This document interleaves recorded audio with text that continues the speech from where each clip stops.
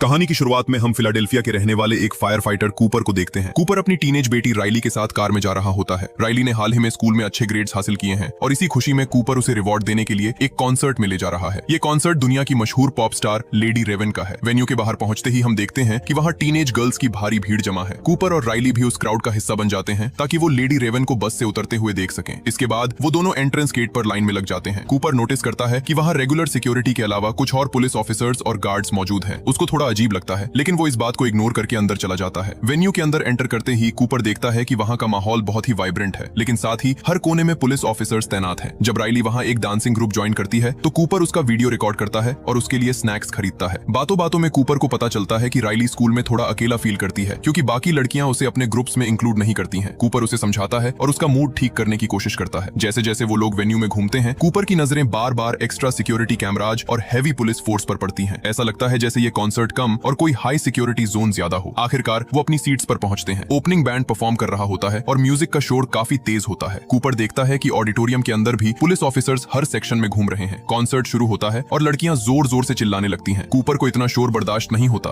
और वो अपने कान बंद कर लेता है। कुछ सॉन्ग्स के बाद कूपर राइली से कहता है कि उसे वॉशरूम जाना है, लेकिन यहाँ कहानी में एक डार्क ट्विस्ट आता है। जब कूपर बाथरूम में पहुंचता है तो वो अपना फोन निकालता है और किसी सिक्योरिटी कैमरा की फुटेज चेक करने लगता है। यहाँ हमें रिवील होता है कि कूपर सिर्फ एक सिंपल फायर फाइटर और लविंग डैड नहीं है, बल्कि वो एक डेंजरस सीरियल किलर है जिसे लोग द बुचर के नाम से जानते हैं। अपने फोन की स्क्रीन पर वो देखता है कि उसका लेटेस्ट विक्टिम, जिसका नाम स्पेंसर है, कूपर के सीक्रेट हाउस के बेसमेंट में कैद है। कूपर चेक करता है कि स्पेंसर अभी भी वहाँ ट्रैप्ड है या नहीं। इसके बाद वो हाथ धोता है और मिरर में देखता है। अचानक उसे हेलुसिनेशन होता है और उसे अपनी डेड मदर अपने पीछे खड़ी दिखाई देती है। बाहर पुलिस की गाड़ियां वेन्यू को पूरी तरह घेर चुकी होती हैं। जब कूपर बाथरूम से बाहर निकलता है तो उसे रास्ते में जोडी की मॉम मिलती है। जोडी वही लड़की है जो राइली को स्कूल में बुली करती है। जोडी की मॉम कूपर से कहती है कि टीनेजर्स कभी कभी वियर्ड बिहेव करते हैं और प्रॉमिस करती है कि आगे से जोडी राइली को अपने साथ एक्टिविटीज में शामिल करेगी। कूपर बस पोलाइटली सुनता है और वहां से निकल जाता है। कूपर वापस अपनी सीट पर आता है। स्टेज पर लेडी रेवन अपने मिसिंग फादर के बारे में बात कर रही होती है। वो अपने फैंस से रिक्वेस्ट करती है कि वो अपने फोन्स की फ्लैश लाइट ऑन करें। पूरा ऑडिटोरियम रोशनी से जगमगा उठता है और लेडी रेवन पियानो बजाना शुरू करती है। इसी इमोशनल मोमेंट के बीच कूपर देखता है कि पुलिस वाले भीड़ में से एक आदमी को पकड़ कर ले जा रहे हैं। कूपर के पीछे वाली लाइन में भी ऑफिसर्स खड़े होकर लोगों को ऑब्जर्व कर रहे होते हैं। इंटरवल के दौरान कूपर और राइली टी शर्ट खरीदने के लिए स्टॉल पर जाते हैं। वहाँ राइली के साइज की टी शर्ट अवेलेबल नहीं होती। सेलर, जिसका नाम जेमी है, कहता है कि और स्टॉक आ रहा है। कूपर इस मौके का फायदा उठाता है और जेमी से कैजुअल तरीके से पूछता है कि आज यहाँ इतनी पुलिस क्यों है। जेमी पहले तो कहता है कि ये एक सीक्रेट है, लेकिन फिर वो एक्साइटेड होकर कूपर को बता देता है। जेमी बताता है कि पुलिस को खबर मिली है कि मशहूर सीरियल किलर द बुचर आज इस कॉन्सर्ट में मौजूद है, इसलिए पुलिस ने पूरे वेन्यू को एक ट्रैप में बदल दिया है। जो भी इंसान वेन्यू से बाहर निकलेगा उसे चेक किया जाएगा। बैक स्टेज के अलावा सारे एग्जिट्स पर पुलिस का पहरा है। ये सुनकर कूपर को समझ आ जाता है कि वो बुरी तरह फंस चुका है। वो राइली को लेकर वेन्यू में घूमने का नाटक करता है जैसे उसे स्नैक्स चाहिए, लेकिन असल में वो बाहर निकलने के रास्ते ढूंढ रहा होता है। वो चेक करता है कि हर एग्जिट दरवाजे पर हैवी पुलिस फोर्स मौजूद है। कूपर एक जगह देखता है कि एक ड्रंक औरत स्टेयर्स के पास खड़ी है। वो चुपके से उसे धक्का दे देता है ताकि वो गिर जाए और केओस मच जाए। जैसे ही वो औरत गिरती है, एंट्रेंस पर खड़े कॉप्स उसकी मदद के लिए दौड़ते हैं। कूपर इस डिस्ट्रैक्शन का फायदा उठाकर निकलने की कोशिश करता है, लेकिन दरवाजे के बाहर उसे और भी ज्यादा ऑफिसर्स दिखाई देते हैं। मजबूरन उसे वापस अंदर आना पड़ता है। लेडी रेवन अनाउंस करती है कि अब एक स्पेशल गेस्ट आने वाला है। स्टेज के बीच में से जमीन खुलती है और एक प्लेटफॉर्म ऊपर आता है जिस पर दूसरा सिंगर होता है। कूपर उस खुले हुए हैच को गौर से देखता है और राइली से कहता है कि सोचो, अगर वो दोनों उस गड्ढे में कूद जाएं तो कितना मजा आएगा, और वो देखना चाहता है कि वो उन्हें कहाँ ले जाता है। राइली अपने डैड की इस अजीब बात पर चिढ़ जाती है और उसे वियर्ड कहती है। कूपर अपनी फ्रस्ट्रेशन छुपाता है और वहां से हट जाता है। वो वापस टी शर्ट स्टैंड पर जाता है और देखता है कि जेमी सप्लाई रूम की तरफ जा रहा है। कूपर उसके पीछे हो लेता है और मदद करने का नाटक करता है। सप्लाई रूम में जेमी बताता है कि वो द बुचर के केस को ऑब्सेसिवली फॉलो कर रहा है। वो अपने फोन में विक्टिम्स की हॉरिफाइंग फोटोज भी दिखाता है। जेमी बताता है कि आज सभी एम्प्लॉइज को स्पेशल ट्रेनिंग मिली है और उनका एक कोड वर्ड है हैमिल्टन, जिससे वो एक दूसरे को आइडेंटिफाई कर सकते हैं। कूपर बड़ी चालाकी से जेमी का आईडी कार्ड चुरा लेता है जब वो बॉक्सेस उठा रहा होता है। टी शर्ट लेने के बाद कूपर उसी आईडी कार्ड का यूज करके एम्प्लॉय रूम में स्नीक कर जाता है। वहाँ पुलिस ऑफिसर्स आपस में बात कर रहे होते हैं कि अगर बुचर पकड़ा गया तो उसे तुरंत सिविलियन से दूर ले जाना होगा। कूपर जेमी का कार्ड अपनी जैकेट पर लगा लेता है ताकि वो स्टाफ मेंबर लगे और ग्रुप के बीच में घुस जाता है ताकि उनकी बातें सुन सके। वहाँ पास में ही उसके लेटेस्ट क्राइम सीन की फोटो लगी होती है। जब एक कॉप शुगर मांगता है तो कूपर तुरंत शुगर ढूंढ कर देता है ताकि वो कोऑपरेटिव और फ्रेंडली लगे। बाहर निकलते वक्त कूपर पुलिस के बैग से एक वॉकी टॉकी चुरा लेता है। कॉरिडोर में वापस आते ही जोडी की मॉम फिर से कूपर का रास्ता रोकती है। वो गुस्सा हो जाती है जब कूपर उसे इग्नोर करने की कोशिश करता है। उनकी बहस सुनकर दो पुलिस वाले वहाँ आ जाते हैं, लेकिन तभी किसी आदमी के चीखने की आवाज आती है। दोनों ऑफिसर्स दौड़कर एंट्रेंस की तरफ जाते हैं जहाँ कुछ कॉप्स एक आदमी को अरेस्ट कर रहे होते हैं। इस बार कूपर वहाँ जोसेफिन को देखता है जो एक फेमस FBI प्रोफाइलर प्रोफाइलर है। अपनी सीट पर वापस आकर कूपर चुपके से एक ईयरबड लगाता है और पुलिस रेडियो सुनने लगता है। रेडियो पर कंफर्म होता है कि जिस आदमी को अरेस्ट किया गया था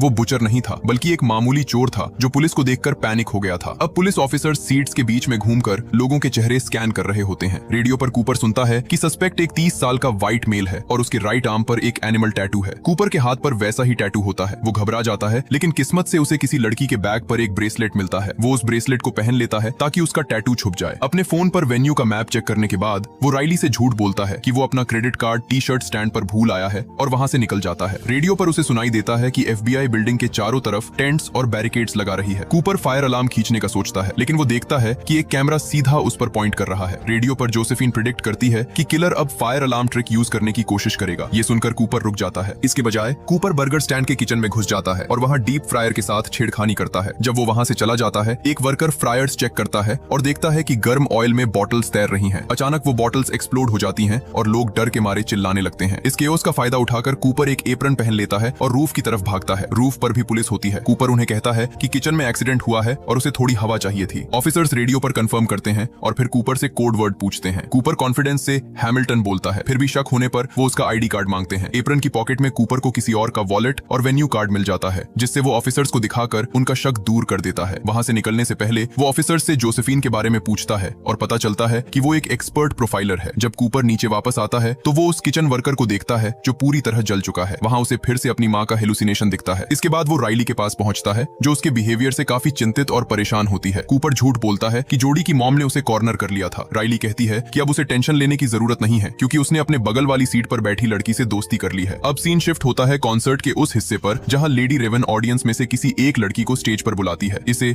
ड्रीमर गर्ल सेगमेंट कहते हैं। कूपर को लगता है कि ये सिक्योरिटी बाईपास करने का एक परफेक्ट मौका है। वो वहां खड़े एक हैंडलर के पास जाता है और एक इमोशनल झूठी कहानी सुनाता है। वो कहता है कि राइली अभी अभी कैंसर से रिकवर हुई है और लेडी रेवन उसकी इंस्पिरेशन है। पुलिस वाले कूपर की तरफ बढ़ रहे होते हैं, लेकिन तभी कूपर का प्लान काम कर जाता है और राइली को स्टेज पर जाने के लिए चुन लिया जाता है। दोनों को बैक स्टेज पास मिल जाते हैं। हैंडलर एक पुलिस ऑफिसर से बात करता है और उन्हें बिना चेकिंग के आगे जाने दिया जाता है। राइली बहुत नर्वस होती है, लेकिन लेडी रेवन के बुलाने पर स्टेज पर चली जाती है। कूपर अपनी बेटी की खुशी देखने का नाटक करता है, लेकिन उसका पूरा ध्यान अपने आसपास खड़े कॉप्स पर होता है। भीड़ में जोडी और उसकी मॉम राइली को स्टेज पर देखकर जल भुन जाते हैं। सॉन्ग खत्म होने के बाद बैक स्टेज में कूपर देखता है कि एक लड़की बेहोश हो रही है। वो उसे उठाता है और वर्कर्स से हेल्प मांगता है। इस तरह वो जोसेफिन के देखने से पहले ही वहां से निकल जाता है। कूपर उस सिक लड़की की मदद करता है और उसे जूस देता है। मैनेजर कूपर के इस हेल्पफुल नेचर से इंप्रेस हो जाता है और उन्हें स्टेज के बिल्कुल पास खड़े होकर कॉन्सर्ट देखने की परमिशन दे देता है। कूपर मैनेजर से पूछता है कि क्या वो कॉन्सर्ट के बाद बैक स्टेज डोर से निकल सकते हैं ताकि भीड़ से बचा जा सके। मैनेजर हाँ बोल देता है, लेकिन जब कॉन्सर्ट खत्म होता है और कूपर राइली के साथ उस दरवाजे से निकलने की कोशिश करता है तो वो देखता है कि वहां भी पुलिस का पहरा है। पास के एक रूम में कूपर जोसेफिन की आवाज सुनता है। जोसेफिन लेडी रेवन को बता रही होती है कि कैमराज ने हर उस इंसान का डेटा और फोटो कैप्चर कर लिया है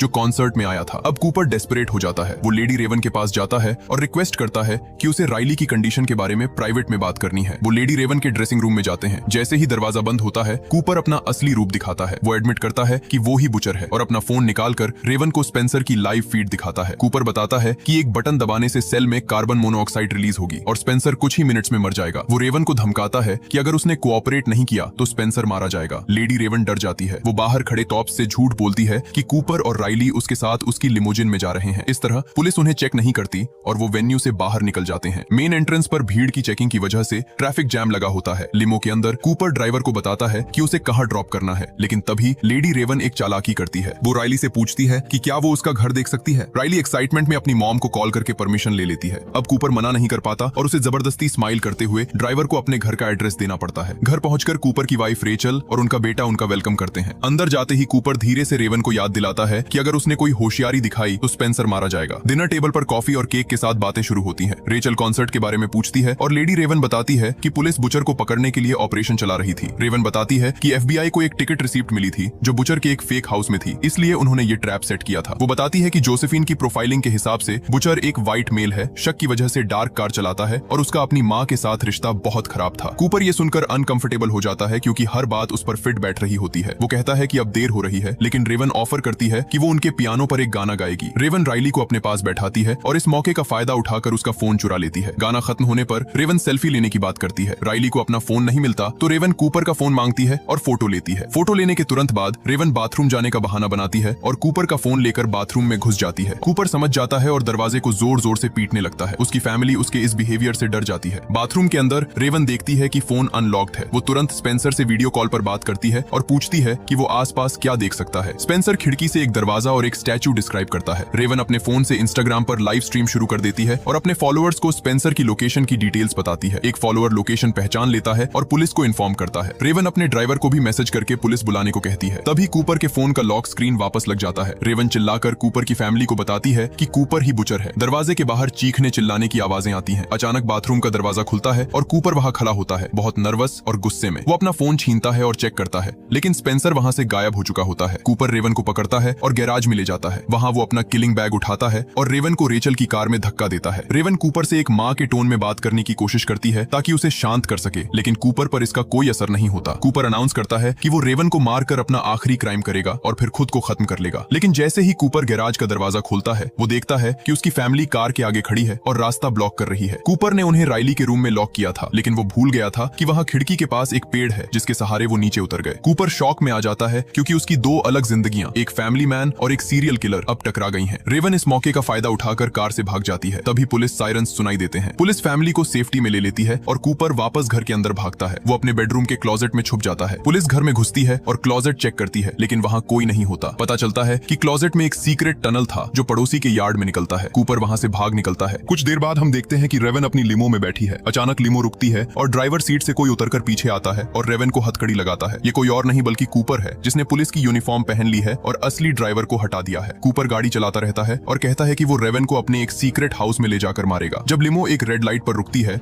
रेवन हिम्मत करके विंडो खोलती है और भीड़ को चिल्लाकर मदद के लिए बुलाती है। लोग गाड़ी को घेर लेते हैं और आगे बढ़ने नहीं देते। रेवन किसी तरह हथकड़ी तोड़ने में कामयाब हो जाती है और भीड़ में भाग जाती है। पुलिस वहां पहुंचती है और गाड़ी पर गोलियां चलाती है। गाड़ी पूरी तरह डिस्ट्रॉय हो जाती है, लेकिन जब पुलिस अंदर चेक करती है तो वो खाली होती है। कूपर वहां से भी भीड़ का फायदा उठाकर भाग चुका होता है। सीन शिफ्ट होता है और रेवन अब सेफ है और स्पेंसर से मिलती है। वहीं दूसरी तरफ रेचल अपने बच्चों को अपनी बहन के घर छोड़कर वापस अपने घर आती है। जोसेफिन उसे मना करती है, लेकिन रेचल कहती है कि उसे वहीं रहना है। रेचल किचन में चाय बना रही होती है, तभी कूपर वहां अचानक आ जाता है। कूपर को लगता है कि रेचल ने ही उसे फंसाया है। रेचल एडमिट करती है कि हाँ, उसे शक था। उसने नोटिस किया था कि कूपर के कपड़ों से हॉस्पिटल क्लीनिंग फ्लूइड की स्मेल आती थी। उसने एक बार कूपर का पीछा किया था और वहां टिकट की रिसीप्ट छोड़ी थी ताकि पुलिस उसे ढूंढ सके। कूपर गुस्से में अपना शर्ट उतारता है और एक चाकू उठा लेता है। वो रेचल को मारने के लिए आगे बढ़ता है। रेचल उसे बातों में उलझाती है और कहती है कि राइली ने जो पाई बनाई थी उसे खत्म कर लेना चाहिए। कूपर पाई खाने लगता है। वो बताता है कि कैसे उसे लोगों को मारकर शांति मिलती है। अचानक कूपर को चक्कर आने लगते हैं। उसे रियलाइज होता है कि रेचल ने पाई में वही बेहोश करने वाली दवा मिला दी थी जो कूपर अपने विक्टिम्स के लिए यूज करता था। कूपर लड़खड़ाने लगता है। उसे दरवाजे पर फिर से अपनी माँ का हेलुसिनेशन दिखता है जो उसे मॉन्स्टर कह रही है। कूपर रोता है और अपनी माँ की तरफ बढ़ता है, लेकिन तभी पुलिस वहां आ जाती है और उसे टेजर गन से शॉक देती है। कूपर एक ऑफिसर पर हमला करता है, लेकिन जोसेफिन और बाकी ऑफिसर्स मिलकर